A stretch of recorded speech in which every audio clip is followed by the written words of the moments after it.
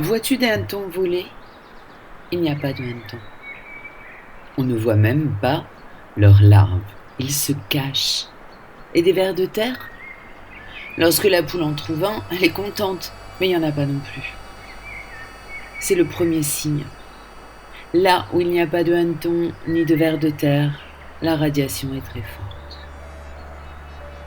Qu'est-ce que la radiation?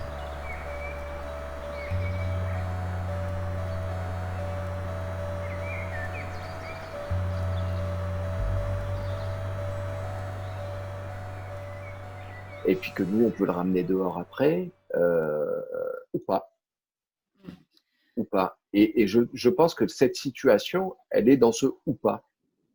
Elle est dans cet endroit où, finalement, tu sais pas, quoi. Tu sais pas. Tu peux imaginer le meilleur comme le pire. Et ouais, je crois que c'est là qu'on a, qu'on a une réelle angoisse, quoi. Je veux dire, d'un jour à l'autre, le masque est utile et le masque est plus utile. Tu vois, moi, cette histoire de masque, de communication gouvernementale qui dit, mais ne mettez pas de masque parce que de toute façon, vous savez pas les mettre. Et que le lendemain, on te dit, mais putain, il faut mettre des masques, quoi. On nous avait fourni aucun moyen de protection. Pas même un masque. J'avais demandé à la défense civile, mais ils avaient rien à nous donner. J'ai rencontré des soldats. Eux, ils avaient des protections. Des masques, des gants. Mais nous étions en chemise avec des bouts de gaz sur le nez.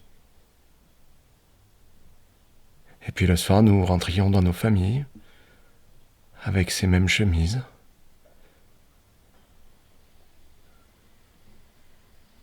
C'est tout de même pas normal qu'on nous ait pas donné de moyens de protection.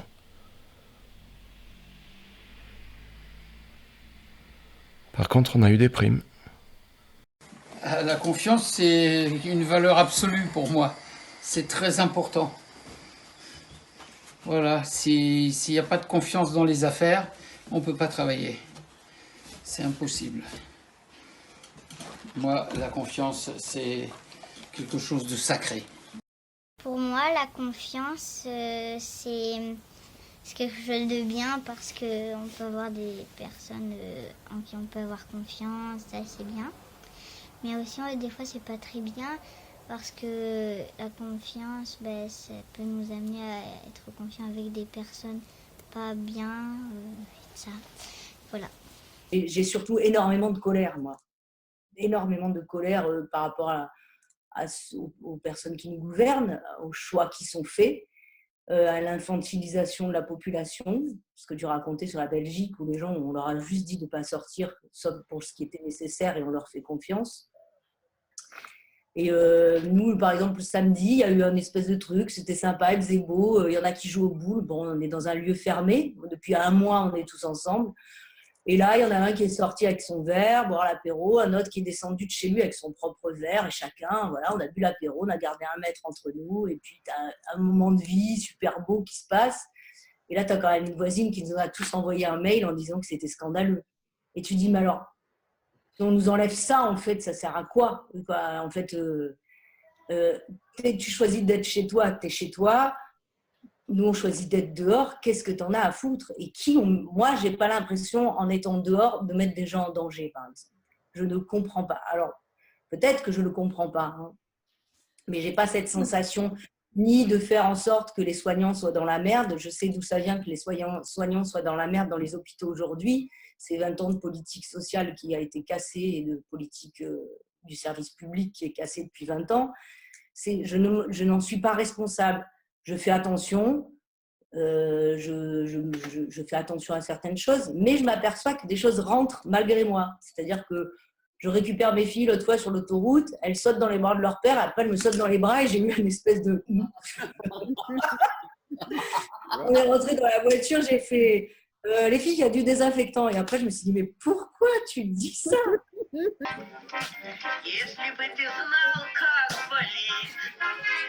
Amis, ne pleurez pas.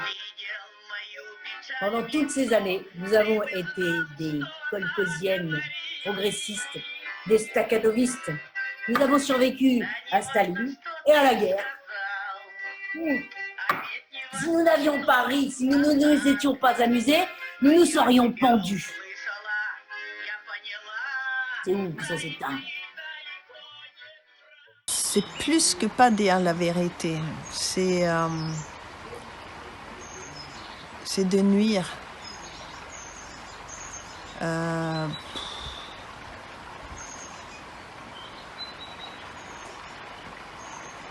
Ouais, c'est aussi passer ses propres intérêts devant l'autre. Tu ne peux plus toucher les gens, tu as cette distance. Moi, je l'avais eu la première fois quand je suis sortie au début du confinement, je suis sortie comme ça, bouche en cœur, et tu avais des gens les gens qui s'éloignaient de toi, parce que moi, je marchais comme ça, donc ils s'éloignaient de toi, puis après, toi, tu t'es éloigné de toi, puis après, d'un coup, tu pouvais plus, tu as cette distance qui est incroyable, quoi, avec les gens, enfin, quand tu es en ville et quand tu les croises en ville, quoi. Monologue sur ce que saint François d'Assise prêchait aux oiseaux. Sergueï Ougurine, opérateur de cinéma. J'ai vu un pommier en fleurs et j'ai entrepris de le filmer. Des bourdons vrombissaient, du blanc couleur de noces devant ma caméra. Ces gens travaillaient dans les vergers en fleurs, mais je sentais que quelque chose m'échappait, que quelque chose clochait. Et soudain, cela m'a frappé de plein fouet. Il n'y avait pas d'odeur. Le verger était en fleurs, mais il ne sentait rien. Plus tard, j'ai appris que l'organisme réagit aux fortes radiations en bloquant certains organes. Mais sur le moment, je me suis souvenue de ma mère qui, à 74 ans, se plaignait d'avoir perdu l'odorat. J'ai pensé que c'était en train de m'arriver aussi à moi.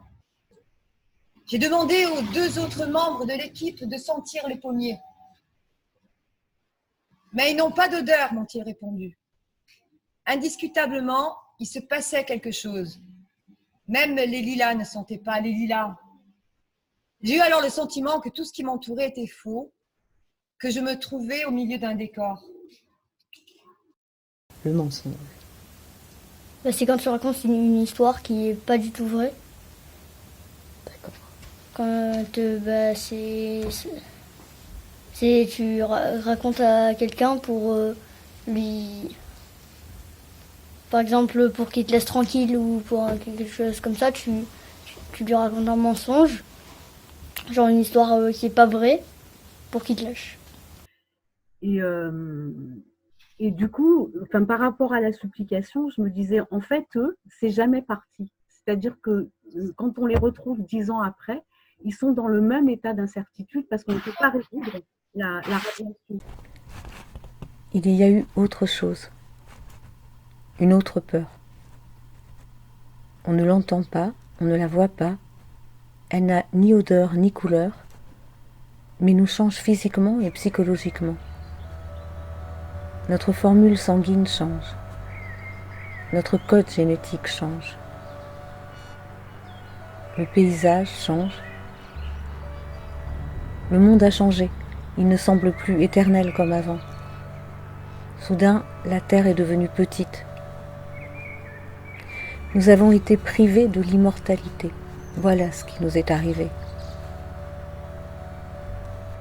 Alors pour moi, avoir confiance en quelqu'un, c'est savoir que tu peux compter sur lui et que tu peux le suivre les yeux fermés. Le mensonge est un instrument de la peur. Et la confiance est un instrument de l'amour.